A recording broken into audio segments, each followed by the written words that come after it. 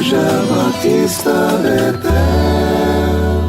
Iluminados pela luz, quando a noite se prolonga. O texto básico para esta reflexão está em Êxodo, capítulo 14, versos 13 e 14, que dizem assim: Moisés, porém, respondeu ao povo: Não tenham medo, aquietem-se e vejam o livramento do Senhor, que hoje lhes fará.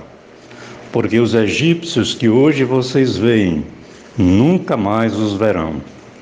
O Senhor pelejará por vocês e vocês se calarão. Estas palavras foram ditas por Moisés diante de uma situação de uma experiência dramática e confusa vivida pelos israelitas. Eles tinham acabado de ser libertos da tirania do faraó no Egito e quando estavam celebrando a marcha da liberdade, o exército egípcio apontou atrás deles ainda como uma poeira longínqua, mas deixando-os em pânico por dois motivos. Primeiro, poderiam ser recapturados e voltar ao cativeiro.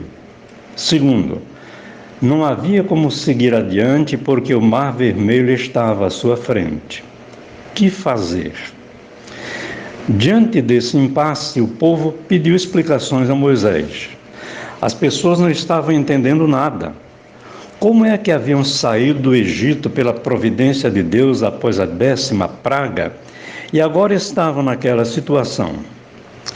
Então Moisés, amadurecido espiritualmente devido à experiência de intensa comunhão com Deus, principalmente por ter agido diplomaticamente como seu interlocutor nos diálogos que havia mantido com o resistente faraó, e obedecendo sempre a cada ordem divina, procurou acalmar o povo com estas palavras: Não tenham medo.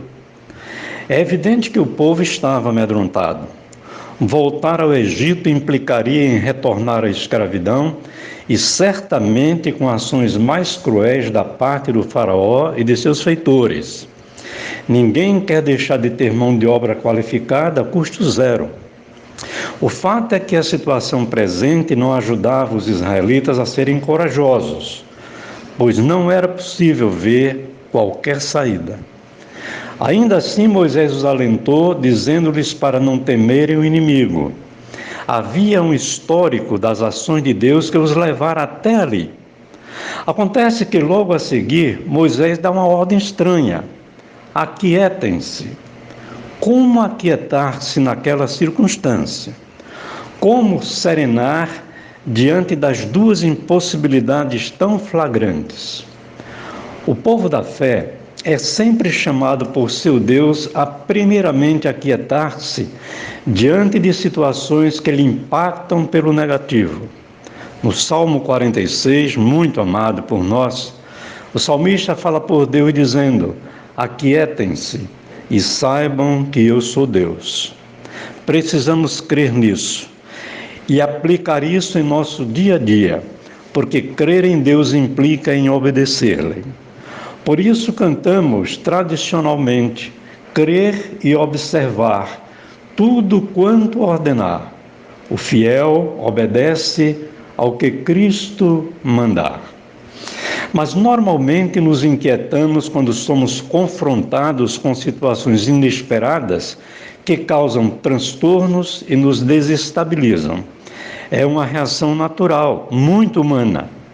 Os discípulos de Jesus também reagiram assim quando perceberam que o barco no qual estavam fazendo a travessia no mar da Galileia ia afundar. E olhe que Jesus estava dormindo ali no barco. Depois, Moisés diz outra frase que vai ligar o passado recém-vivido da saída do Egito com o que seria a saída daquele beco sem saída. Vejam o livramento que o Senhor hoje lhes fará. Desafiou-os a verem o que iria acontecer daí a pouco. Muitas vezes, diante de situações desconhecidas que geram pânico, queremos reagir imediatamente e normalmente de forma atabalhoada.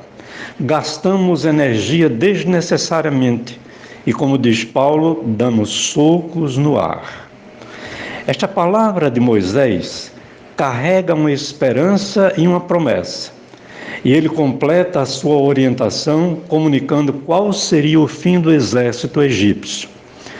Porque os egípcios, que hoje vocês estão vendo lá atrás, ao longe, jamais os verão de novo. Deus não suporta opressão nem opressores.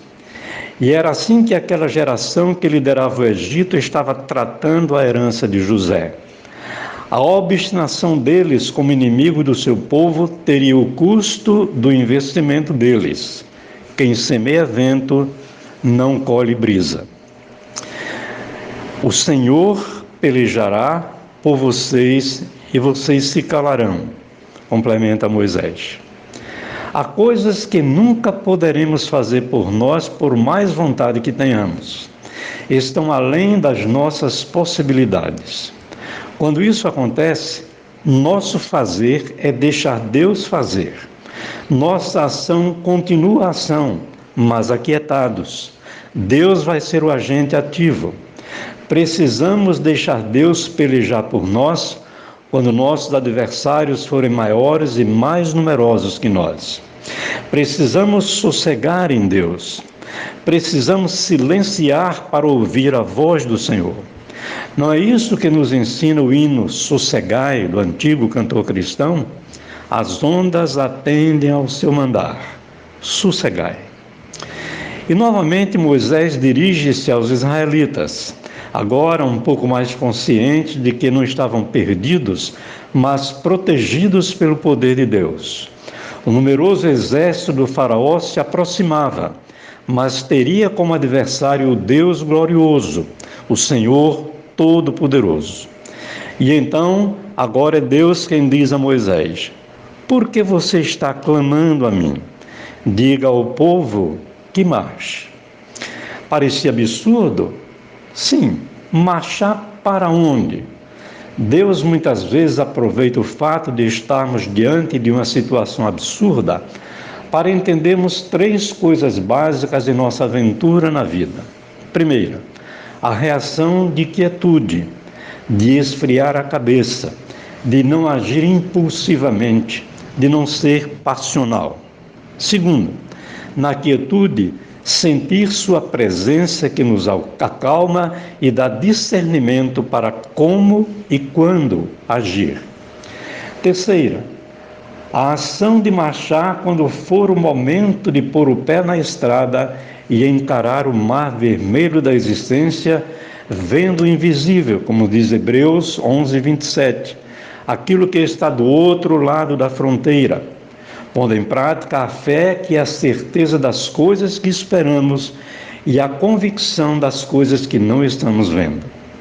O certo é que o mar abriu-se, o povo passou a pé enxuto, e o numeroso exército do faraó desapareceu para sempre nas águas. O mar era o grande problema e passou, pela ação de Deus, a ser a grande solução.